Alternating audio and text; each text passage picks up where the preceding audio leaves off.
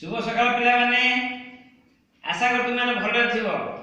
आज आम चतुर्थ श्रेणी पिला मातृभाषा पाठ करवा गोटे नुआ पाठ काली कही से आम भाई भौणी से आम भाई भौणी ये पाठटी को लिखिं किए ना डॉक्टर प्रतिभारा किए लिखिं ना डॉक्टर प्रतिभारा। आस आम लेखिका विषय की जाना। डॉक्टर प्रतिभा राय ओडिया साहित्य जड़े औपन्यासिक भाव में परिचित। से खूब सान बेलू लेखा लेखा आरंभ करते। प्रथम से कविता लिखिते गछ और उपन्यास लिखिते।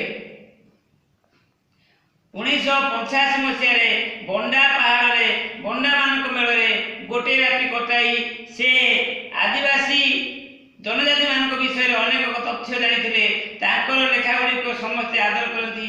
से लेखा गुड़िक ये लेखा होती से आम भाई भौणी से बंडा पहाड़ पर बंडा आदिवासी मान विषय पाठटी हूँ कौन से आम भाई भौणी। बही देख 50 पृष्ठा कुंची कुचिया केते जे पहाड़ हाथ धरा धरी कांद को कांद मिलाई सेमिति ठिया होती केजाणी केते कालरू आकाश को मुंड टेकी पाचिल परी ठिया होतिबा सेई ऊंचा ऊंचा पहाड़ गुड़िकर ना होची बंडा पहाड़। सेई पहाड़ उपरे समतल अंचलरू बहुत उच्चरे बास करती आमरी भली केतक मनीष आउ केते जातिर पशु पक्षी पहाड़ एते उच्चरे घर द्वार कर रहउतिले मध्य से लोक माने आम ठारू भिन्न नुहति किंतु सेमानक चालीचलन पूजा पर्व बाहाव्रत इत्यादि भिन्न प्रकार से माने नाचती गाती खेलती केते प्रकार पर्व पालती। समतल अंचल लोक से कहती बंडा।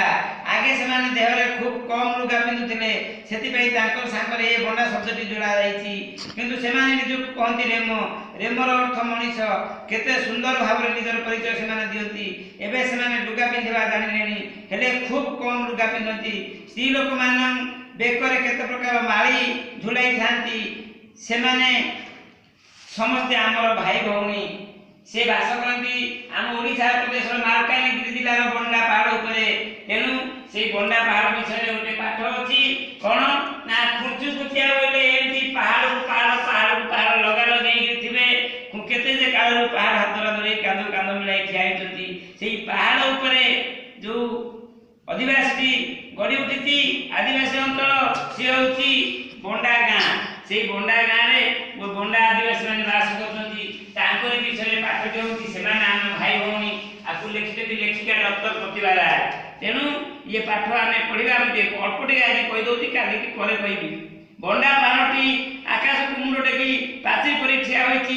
से पहाड़ पर समतल अंचल ठार बहुत दूर उच्चरे आमरी भली केतक मनीष बास करती। से समतल अंचल लोक मैंने बंडा बोली कहती।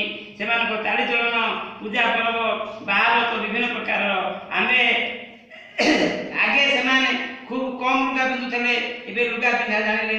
स्त्री लोक मान बेकरे नाना प्रकार माड़ी अच्छी आउ कौन ना से आमर भाई भौणी आम ओडिशार मालकानगिरी जिला बंडा पहाड़ से आदिवासी। तेणु ये विषय छोटिया पाठटी तमें ए बही एति मुझे पढ़ी तुम पढ़ आर कष्ट शब्द लिख मुझे काली कही जे कुचु कुचिया कहले जहाँ सड़क नुहेबा जहाँ नुहे बाहाव्रत कहले विवाह इत्यादि। चौतरा कहले चौपाड़ी तीख कहले उच्चा पर्व कहले पर्व आम जो पर्वपर्वाणी पालुचे। चालीचलन कहले जीवन को बचार शैली। घाटी कांगू कहले एक प्रकार शस्य अलसी कहले एक प्रकार तैलबीज। दियानी पर्व कहले बही अच्छी दियानी पर्व कहले आदिवासी मान एक पर्व विभिन्न प्रकार कथा अच्छी पर आलोचना करवा। एति धन्यवाद।